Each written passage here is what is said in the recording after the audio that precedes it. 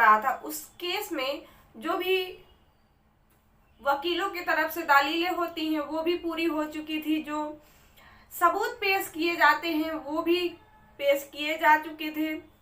अमूमन जो भी कार्रवाई एक केस में होती वो सारी कार्रवाई पूरी हो चुकी थी और उस शख्स को, जो शख्स आरोपी था, उसका आरोप भी जो कि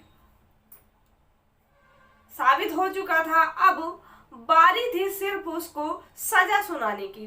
तो जैसा कि सजा सुनाने से पहले उससे, आरोपी से पूछा जाता है कि तुम्हारी, जो कि अपनी बात रखने का उसे भी मौका दिया जाता है। जब उससे पूछा गया तो उसने कहा, जज साहब मैं निर्दोष हूं, लेकिन निर्दोष होते हुए मैं आपसे सजाए मौत मांगता हूं, उससे जो कि कम कुछ नहीं, मुझे मौत की सजा चाहिए। ये सुनकर जो भी वकील, जज साहब सब सन्न रह गए कि ये खुद को जो कि निर्दोष बता रहा है, उसके बावजूद ये सजाए मौत मांग रहा है और उससे कम कुछ नहीं। ऐसा क्यों?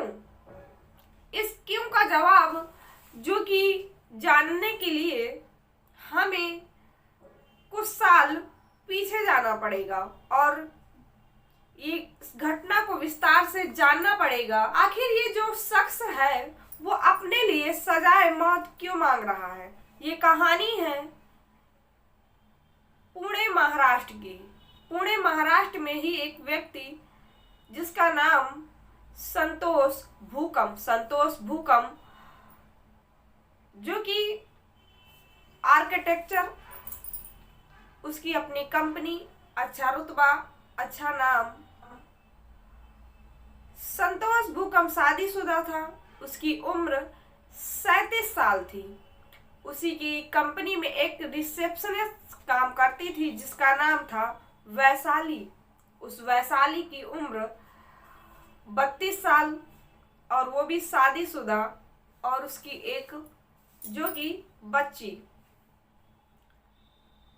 अब जो वैशाली थी और जो संतोष, इन दोनों के बीच जो कि बातचीत बढ़ी और बातचीत का सिलसिला ऐसे ही चलता रहा। कुछ दिनों बाद ये बातचीत, इनकी दोस्ती जो कि प्यार में बदल गई। अब ये एक दूसरे से मिलने लगे।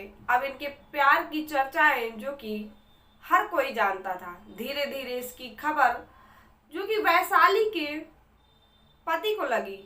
पति ने जब इस बात को इधर उधर से जब सच्चाई पता करने की कोशिश की तो पता लगा कि जो ये वैशाली है ये संतोष भूकम से जो कि प्यार करती है। जब वैशाली के पति ने वैशाली से बात करने की कोशिश की तो वैशाली जो कि प्यार में संतोष की इतनी अंधी हो चुकी थी कि गुस्से में इन दोनों के बीच, इसके पति और वैशाली के बीच झगड़ा हुआ और पति जो कि अपनी छोटी सी बच्ची को लेकर अलग रहने लगा। वैशाली भी गुस्से में और अपने पति को अपनी बच्ची के साथ जो कि जाने दिया। अब ये वैशाली अकेले जो कि रहने लगी। अब ना तो कोई रोक टोक, ना कोई देखने वाला। अब इस संतोष का आना जाना इस वैशाली के घर में ज्यादा हो गया। ये एक दूसरे से अब बेखौफ मिलते क्योंकि अब कोई डर नहीं था। लेकिन अब इस वैशाली के मन में एक बात आई। उसने सोचा कि अब जो कि मैं अपने पति से अलग रहती हूँ, अब हम एक दूसरे से प्यार करते हैं, मैंने इसके लिए अपने परिवार को, अपने पति को, सब कुछ छोड़ा, तो अब हम दोनों को शादी कर लेनी चाहिए। तो इस बात को जो कि इसने संतोष से कहा कि अब हम दोनों शादी कर लेते हैं। लेकिन संतोष इससे शादी कहाँ ही करने वाला था, क्योंकि वो तो सिर्फ और सिर्फ इसके साथ जो कि टाइम पास कर रहा था। अब संतोष जो कि वैशाली जब भी शादी की बात करती तो वो बातों को टाल देता। वैशाली कुछ दिन बाद समझ गई कि संतोष मुझसे शादी नहीं करना चाहता, सिर्फ और सिर्फ मेरा वो यूज कर रहा है। वैशाली ने जो कि संतोष से कहा कि अगर तुमने मुझसे शादी नहीं करी तो मैं ये बात तुम्हारी पत्नी को बता दूंगी, और मैंने तुम्हारे लिए अपने पति को छोड़ा, अपनी बच्ची को छोड़ा, अपना परिवार, अपना घर जो कि बर्बाद किया। मैंने अपने माँ बाप को भी तुम्हारे पीछे, जो कि उन्होंने मुझे मना किया लेकिन मैंने उनकी बात नहीं मानी, मैंने तुम्हारा साथ दिया और तुमको शादी तो मुझसे करनी पड़ेगी। इस बात से अब संतोष परेशान रहने लगा क्योंकि वो शादी तो करना ही नहीं चाहता था। अब ये संतोष के ऊपर दबाव बनाने लगी शादी का। अब इस बात से परेशान संतोष, क्योंकि शादी तो वो दूर दूर तक उसने कभी सोचा ही नहीं था कि मैं इससे शादी करूंगा। संतोष अब इस वैशाली से जो परेशान हो गया, अब इससे वो पीछा छुड़ाना चाहता था। पीछा छुड़ाने के लिए जरूरी था कि इस वैशाली को रास्ते से हटाया जाए। अब ये सोचने लगा कि इस वैशाली को रास्ते से हटाया जाए तो कैसे हटाया जाए। सोचते सोचते एक दिन इसे एक आइडिया आया और उस आइडिया पर इसने काम करना शुरू कर दिया। इस आइडिया पर उसने, जो कि 2 महीने पहले इसने काम करना शुरू किया, उसने पूरी बारीकियों से जो उसने सोचा था उस पर बड़ी बारीकी से काम किया। हर एक पहलू को उसने जांचा, हर एक पहलू को उसने समझा। बड़ी सी बड़ी और छोटी सी छोटी जो कि बात पर उसने ध्यान दिया, गौर किया कि कहीं मैं पकड़ा ना जाऊं, और बड़ी बाखूबी उसने 2 महीने पहले एक प्लान बनाया। जून 2010 को उसने पुणे महाराष्ट्र से 70 किलोमीटर दूर पुरंदर तालुका में एक छोटा सा गांव, जहां दूर दूर तक कुछ नहीं, सिर्फ और सिर्फ वहां किसान रहते थे, उसने वहां पर एक छोटा सा जमीन का टुकड़ा इसने वहां पर लिया और वहां पर फार्म हाउस बनाने का काम शुरू करवा दिया। फार्म हाउस में 4 कमरे और जो कि होता है लैट्रिन, बाथरूम, किचन, ये सारी चीजें उसमें इसने बनवाना जो कि शुरू कर दिया। अब इधर वैशाली से ये संतोष बड़े प्यार से वैशाली के साथ रहने लगा। वैशाली ने सोचा कि संतोष सुधर गया है, वैशाली भी बड़ी खुश। संतोष जो कि वैशाली की हर बात मानने लगा। अब ये इधर फार्म हाउस का काम जो कि लगभग पूरा हो चुका था। सारे जो कि कमरे वो कंप्लीट थे, टाइल्स हर जगह लग गए थे, लेकिन जो बाथरूम था उसने मजदूरों से कहा कि अभी इस बाथरूम को रहने देना और सारा कुछ कंप्लीट कर दो, क्योंकि बाथरूम में मुझे कुछ नया तरीके का जो चाहिए, वो बाथरूम मुझे अभी जब कोई नया जो कि कुछ मिलेगा तो मैं इसमें नया कुछ करवाना चाहता हूँ, नए तरीके से बाथरूम को बनवाना चाहता हूँ, तो अभी इस बाथरूम को रहने दो और हर जगह बाकी कंप्लीट कर दो। मजदूर ने कहा ठीक है, सारी जगह हर जगह सब कुछ कंप्लीट था। जून 2010 यही वो दिन, दोपहर का समय, वैशाली से संतोष ने कहा कि वैशाली, मैंने एक जो कि फार्म हाउस बनवाया, उस फार्म हाउस में जो कि हमारे रहने के लिए काफी सारा कुछ मैंने उसमें बनवाया है। जब कभी हमारा मन होगा तो हम उस फार्म हाउस में रहने चले जाएंगे, क्योंकि वहाँ शांति है, शोर शराबे से दूर है। वैशाली से कहा कि तुम चलो, मैं तुमको अपने फार्म हाउस जो कि घुमा लाता हूँ कि आखिर वो बना कैसा है, तुम भी देख लो। वैशाली जो कि जाने के लिए तैयार हो गई। दोपहर का समय वैशाली इस संतोष के साथ पुणे से 70 किलोमीटर दूर पुरंदर तालुका में उसी फार्म हाउस पर पहुंच गए। फार्म हाउस पर पहुंचने के बाद संतोष ने वैशाली को कोल्ड ड्रिंक ऑफर की। वैशाली ने कोल्ड ड्रिंक को पिया। उस कोल्ड ड्रिंक में कुछ नींद की दवा या कुछ नशीला पदार्थ उसने मिलाया हुआ था। वैशाली ने कोल्ड ड्रिंक को पिया और वैशाली जो कि अपना होश खो बैठी, बेहोश हो गई। जब वैशाली बेहोश हो गई, इस संतोष उठाया और बाथरूम में ले गया। बाथरूम में ले जाने के बाद उसका जो कि गला दबाया। गला दबाने के बाद वहीं पर गड्ढा जो कि वो बन ही रहा था, वहां खुदाई उदाई तो थी ही, ज्यादा कुछ उसको करना नहीं पड़ा। थोड़ा बहुत उसने गड्ढा किया और उसी में वैशाली की लाश को दबा दिया और दबाने के बाद मिट्टी बराबर कर दी। ये जो कि पहला चरण उसका संतोष का कंप्लीट हो गया। अब बारी थी दूसरे चरण की। उसने 3 चरणों में जो कि इस प्लानिंग को अपने बांटा हुआ था। अब बारी थी दूसरे चरण की। दूसरे चरण में उसने मजदूरों को बुलाया और कहा कि अब इस बाथरूम में आप टाइल्स लगा दो। जो कि मजदूर पहले भी काम कर चुके थे, उन्हें कुछ शक नहीं हुआ, उस बाथरूम पर टाइल्स लग गए।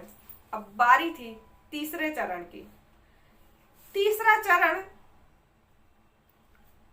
जो कि 11 अगस्त को वैशाली के फोन से उसके माँ बाप को एक मैसेज किया गया। उस मैसेज में लिखा था कि मुझे एड्स हो गया है और मैं सभी से दूर एकांत में रहना चाहती हूँ। किसी से ज्यादा बात, किसी से ज्यादा मिलना जुलना नहीं चाहती। मुझसे ज्यादा फोन करने की या मिलने की कोशिश ना करें और मैं नहीं चाहती कि ये बीमारी मेरी वजह से किसी और को भी हो। और आप मुझसे ज्यादा मिलने की कोशिश ना करें, परेशान ना हो, मैं बिल्कुल ठीक हूँ और सभी से दूर जा रही हूँ। जब इस मैसेज को माँ बाप ने पढ़ा तो वो इस मैसेज को पढ़कर परेशान हो गए। उन्होंने तुरंत कॉल करने की कोशिश की, कॉल किया, मोबाइल स्विच ऑफ। 2-3 दिन वो परेशान रहे, पता लगाते रहे, लेकिन उनकी बेटी का कुछ पता नहीं चला। दामाद से जो कि बेटी बहुत दूर जा चुकी थी, काफी पहले से उनकी बातचीत बंद थी, लेकिन फिर भी माँ बाप ने दामाद से फोन किया और उससे पूछा कि कहीं तुम्हारे पास तो वैशाली नहीं आई है। लेकिन दामाद ने कहा कि नहीं, मेरी उससे कोई बातचीत नहीं हुई है और ना ही मुझे उसके बारे में कुछ पता है। माँ बाप जो कि नजदीकी पुलिस थाने पहुंच गए और वहां पर उन्होंने सारी बात बताई, मैसेज दिखाया कि ये मैसेज आया है और इस मैसेज को पढ़कर हम सारे लोग परेशान हैं और उसके मोबाइल पर जब भी हम कॉल कर रहे हैं, मोबाइल स्विच ऑफ। अब पुलिस वालों का पहला शक तो उसका जो कि पति भी था, क्योंकि ये भी उससे दूर रहता था, उससे झगड़ा हुआ था। उस पुलिस की जो शक के दायरे में उसका पति भी था।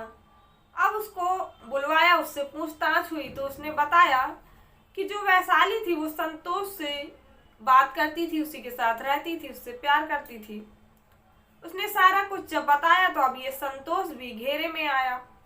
पुलिस वालों ने इसकी तलाश शुरू की। संतोष को अब उठाया। संतोष को उठाने के बाद उससे सख्ती से पूछताछ हुई,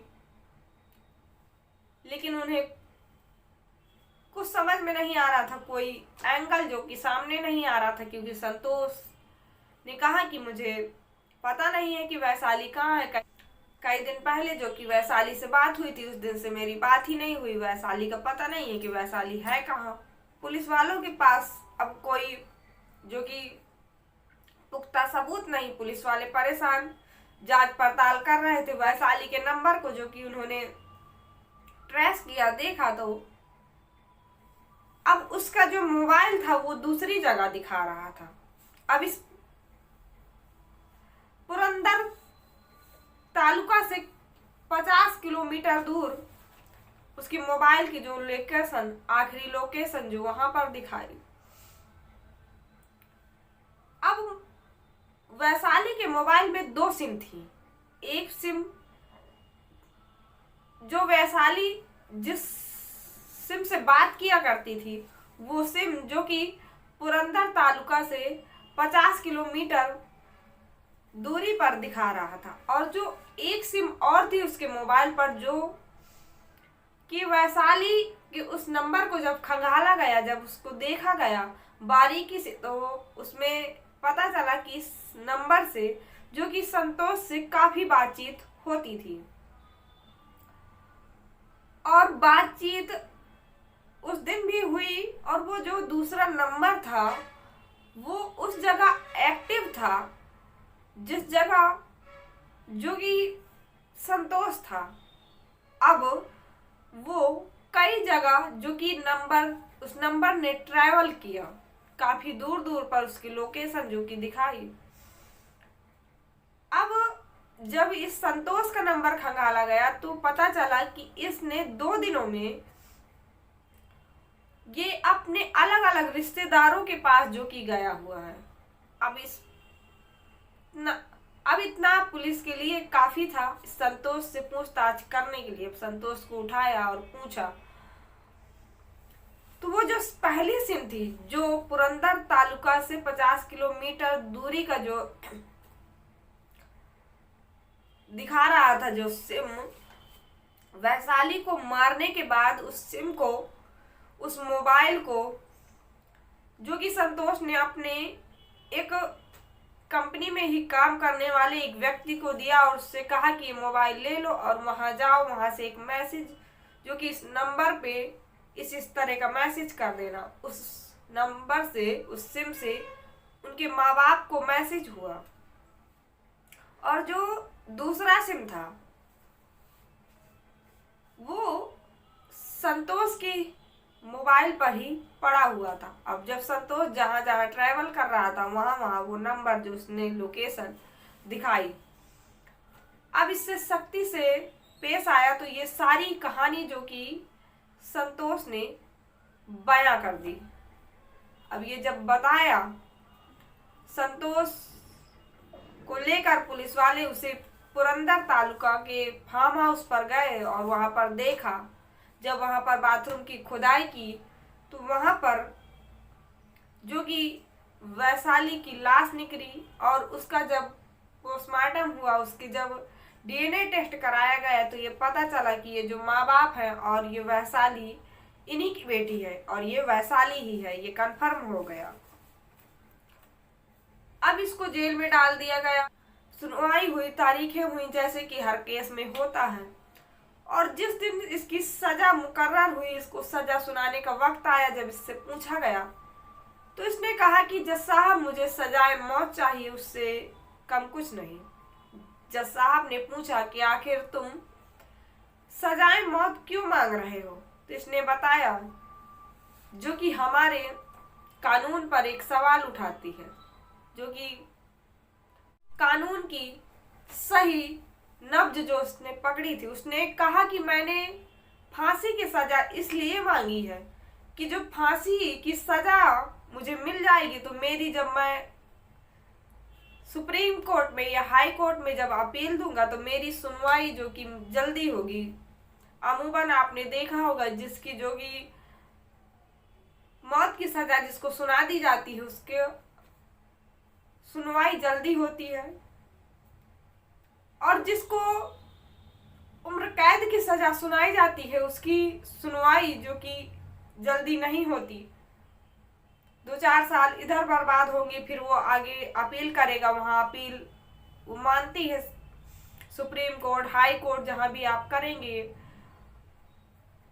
डेट मिलने में जो कि वक्त लगेगा, लेकिन जो फांसी की सजा जिसको मिल जाती है उस पर जो कि सुप्रीम कोर्ट को, हाई कोर्ट को उसमें अपनी मोहर लगानी पड़ती है, तो इसलिए उनकी सुनवाई जल्दी होती है। तो उसने कहा कि अगर आपने मुझे उम्र कैद सुनाई तो मैं तो ऐसे ही 4-5 साल ऐसे ही मेरे व्यतीत हो जाएंगे, मेरी सुनवाई ही नहीं होगी, और अगर आपने मुझे मौत की सजा सुनाई तो मेरी सुनवाई हो जाएगी और शायद मेरा बेगुनाह साबित हो जाए, और शायद ना भी साबित हो तो मैं जल्दी रिहा हो जाऊंगा। जो कि उसने सही भी कहा, लेकिन जो कि जज साहब ने उसको मौत की सजा ना सुनाते हुए उसकी उम्र कैद की सजा सुनाई। उम्र कैद की सजा जो कि यहाँ से उसको मिले, क्योंकि उसने जुर्म किया था। लेकिन जैसे कि वकील जो कि बहस करते हैं, जैसे अब आपने कोई जुर्म किया है, जुर्म हो गया, उसके बाद आपका जुर्म साबित भी हो गया, लेकिन फिर उस बात पर बहस चलती है वकील और सरकारी वकील के साथ, जो कि इसको सजा जो कि वो कम से कम मिले। इसने गलती की है, लेकिन इसका कोई पिछला बैकग्राउंड नहीं है, ये पहले से कोई आरोपी नहीं था। इससे जो हुई है वो गलती से भूल हुई है और इस गलती को सुधारना चाहता है। इसलिए आप जो कि उम्र कैद दे दीजिए, लेकिन फांसी ना दीजिए। लेकिन इस कहानी में जो कि उल्टा था, वो खुद ही सजाए मौत मांग रहा था, उम्र कैद जो कि वो नहीं चाहता था, लेकिन उसे उम्र कैद ही मिली। तो ये जो पूरी कहानी थी, हमने आपको विस्तार से पूरे समझाने की कोशिश की है। अगर इस कहानी में आपकी कोई राय है तो आप हमें कमेंट सेक्शन में बता सकते हैं। ये कहानी सुनाने का हमारा ये बिल्कुल भी मतलब नहीं था कि किसी को परेशान किया जाए, कि किसी की भावनाओं को ठेस पहुंचाया जाए, बल्कि बस इतना कि आप लोगों को सतर्क और आप लोगों को सचेत किया जाए।